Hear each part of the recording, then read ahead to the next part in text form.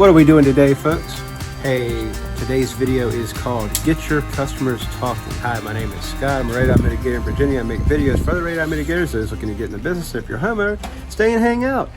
If you're looking for a mitigator, go to www. It's right down here, nrsb.org. That's the National Radon Safety Board. Plug in your zip code at that site. That'll pull up a list of certified radon professionals in your area. So today's episode is called Get Your Customers Talking. It's not some tricky kind of thing to get over on anybody. It's good for everybody. So why have I done that? Because one of the things I say to every customer when I go in their home is, tell me all about your house.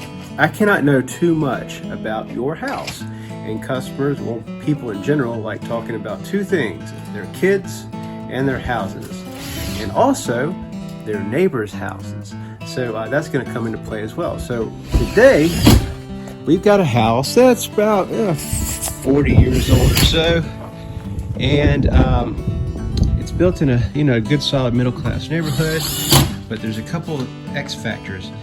We have a sump pit, and also in this neighborhood, because I've done quite a few houses in this area, the gravel content under the slabs is 50-50. Some are great, some are not. And one of the things when I got the customers to tell me about his house, he mentioned, hey, my sister house over here,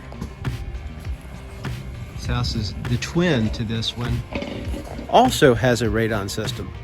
Oh, that's very helpful. So I went over and I looked at the fan. I'm not going to go over there, but I looked at the fan and I could tell the fan was high suction. So I could look back at the customer. I said, hey, your neighbor has a high suction fan. I've treated a lot of houses in this neighborhood. There's about 50-50 shot that you're going to have poor gravel content under the slab. Therefore, the price for the job is going to increase a little bit because we have to use a more powerful fan, costs a little more money. We have to do a little more work, excavation, pulling out, dirt and debris and all that stuff under the slab. So that was good for everybody, right?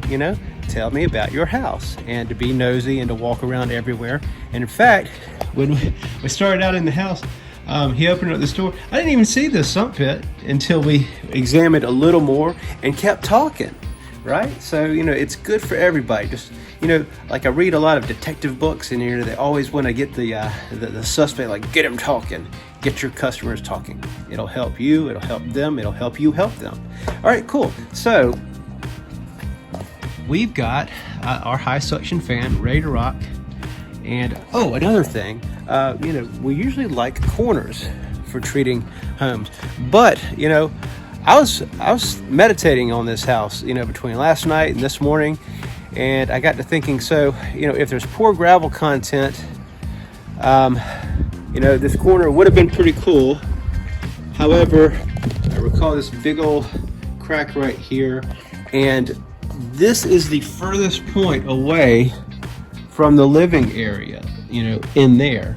So that's why the customer and I kind of liked getting as close to the living area as we could. Unfortunately, we're not going to be on a corner and the fan's going to be kind of near their deck, but there rarely is a perfect scenario. Something's got to give. So we're choosing a little function over fashion. Now, so we've got our hole excavated. I wanted to show you this. So here we're near the sump pit. When we originally designed the system, I thought we'd come in a little further in and drop down. But then again, I was meditating on the system and I thought, well, on areas with poor gravel content, we want to be closer to the footer. That's our best opportunity to move air. If you've seen my other videos, I've got tons of videos talking about high suction situations and why getting near the footer is better than getting towards the center of the house. It's kind of counterintuitive, I get that. But the reason why we want to is because it's just better. So we got right snug up against that footer, and as you can see, the slab's not very thick and there's very poor gravel content.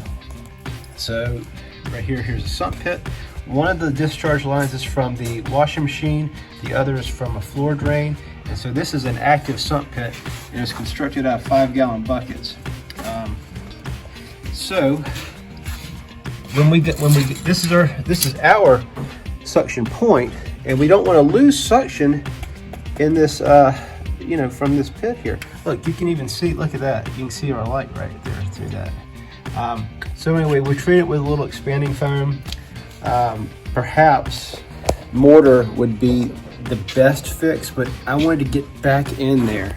I wanted to make darn sure we don't want to be losing suction through this sump pit, which we will be covering, by the way. Let me not get ahead of myself because I've got a plan on that. So anyway, here is our suction point from the Radon system.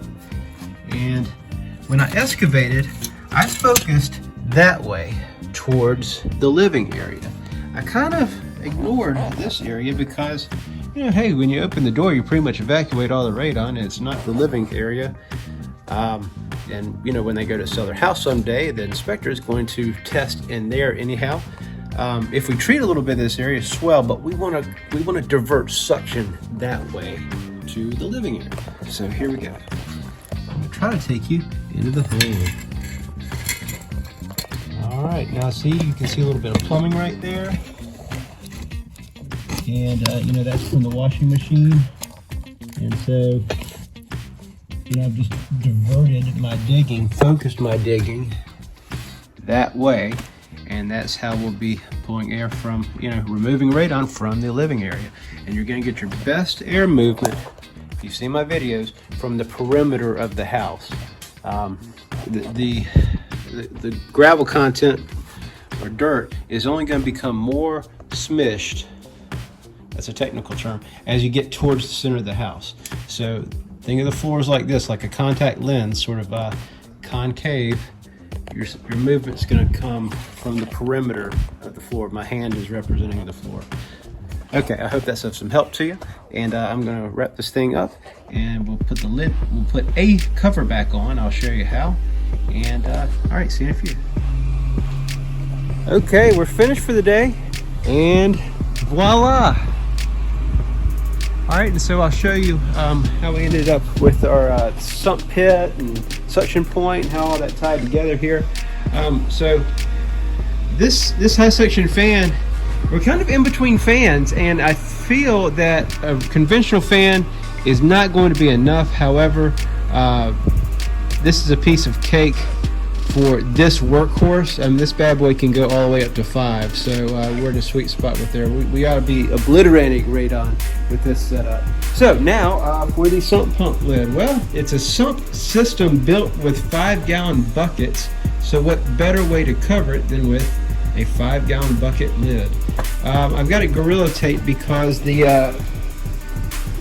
bucket was a little warped. So it didn't want to just snap down like I really wanted that satisfaction of it snapping down, but it wasn't going to do that. So we had to tape it. But anyway, I did a whole saw cut right here, and of course, tape there a little bit just to fine tune. So the great thing is, what I really want to not have is a bunch of suction inside this bad boy, because that means it's going to divert suction away from the living area of the home where the customer's hanging out. So I don't hear a bunch of airflow inside of here, and I hear virtually no airflow in this pipe. You got to use all 5 of your senses, not just looking at it. You trust your ears and then listen for stuff.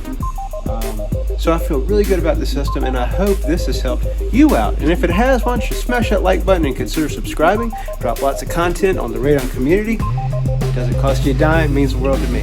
Thanks so much for watching. See you in the next video.